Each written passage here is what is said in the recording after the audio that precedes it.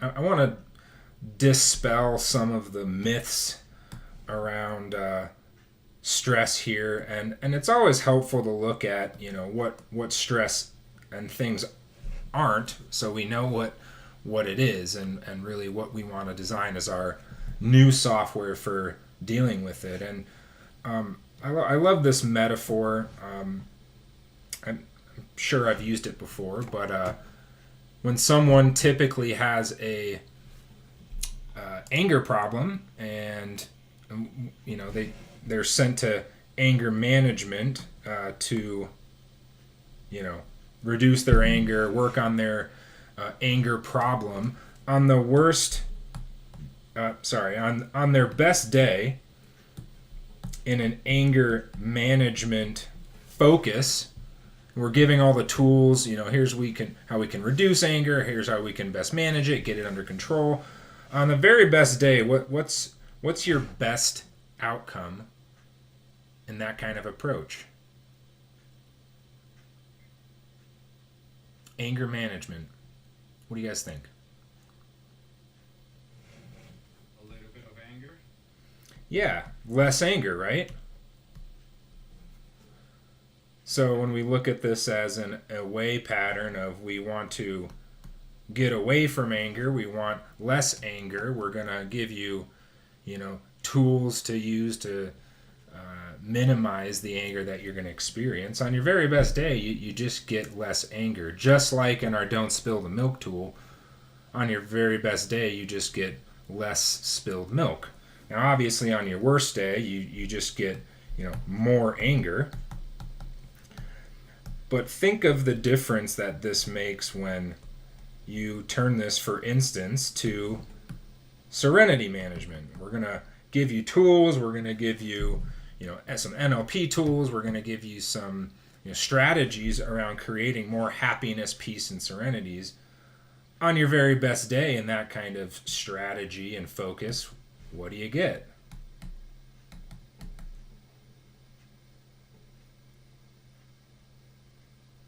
A lot of serenity. Yeah, you get more serenity, right?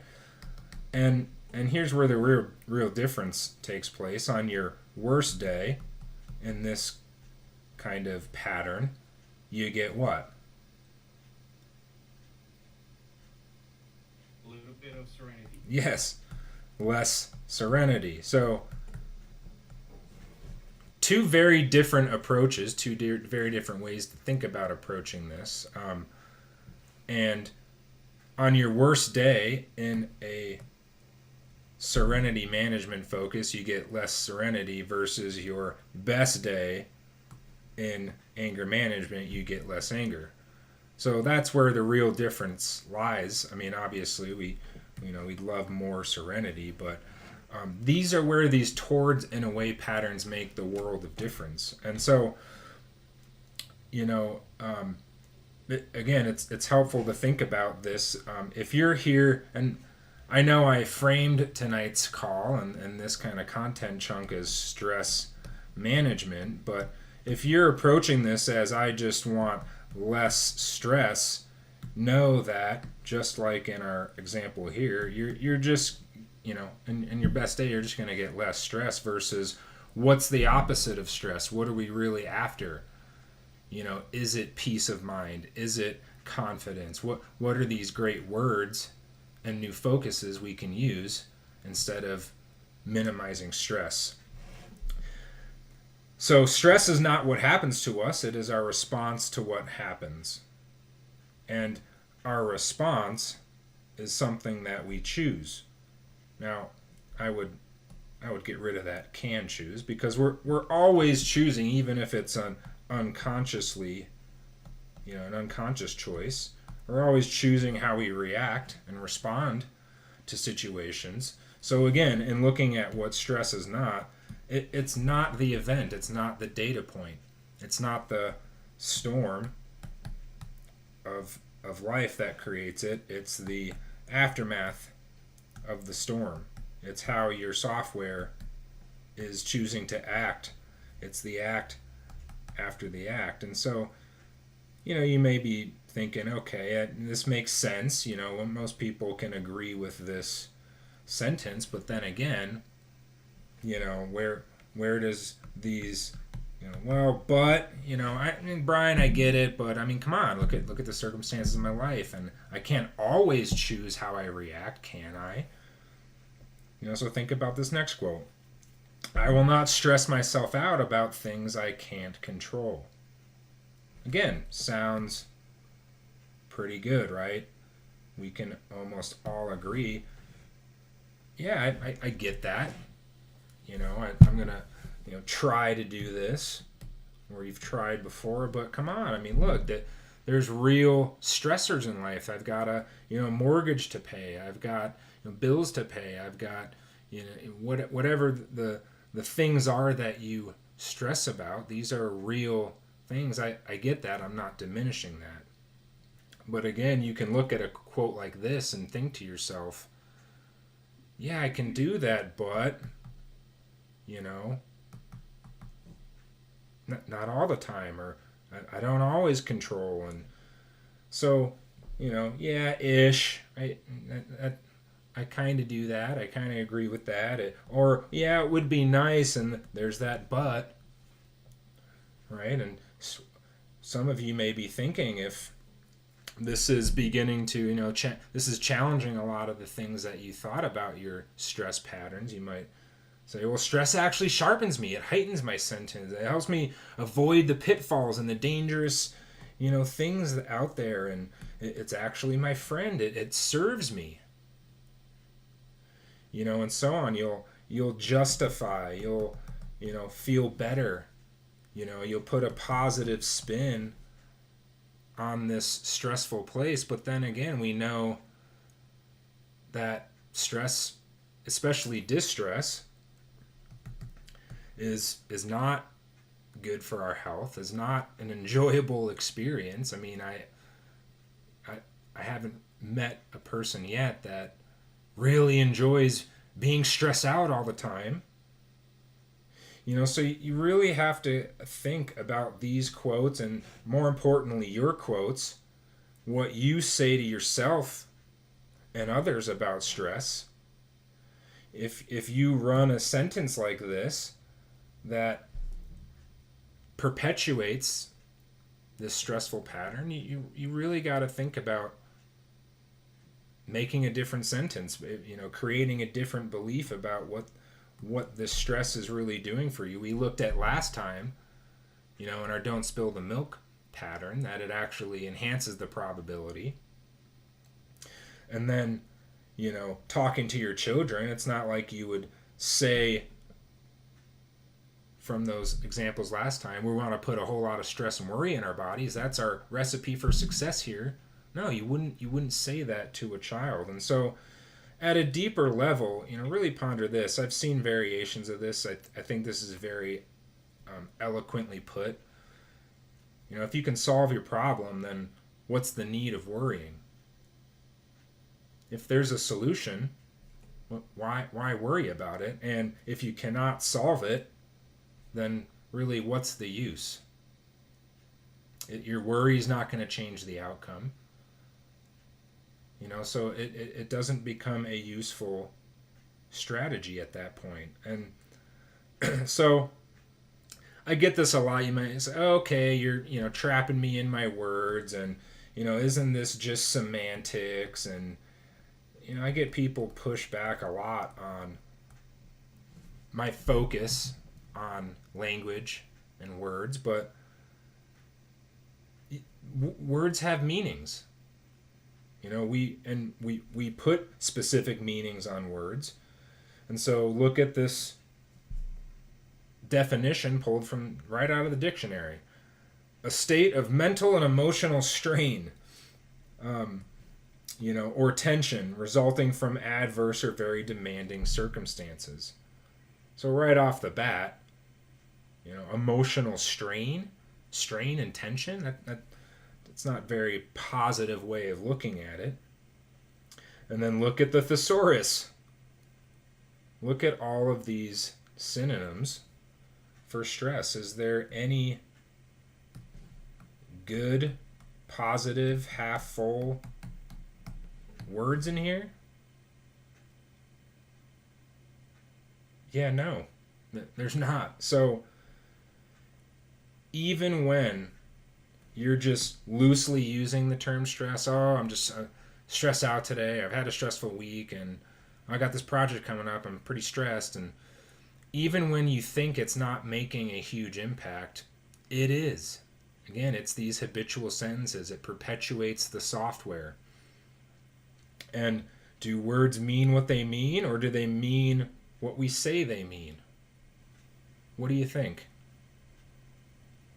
Do words have an inherent meanings, or do they mean what we intend them to be or think they mean? What do you guys think? I guess what we mean. Yeah. That's what most people think. But, not only is that, it's not true. We can expand, we can, add intensity, right, to the meanings. But it's words have inherent meanings.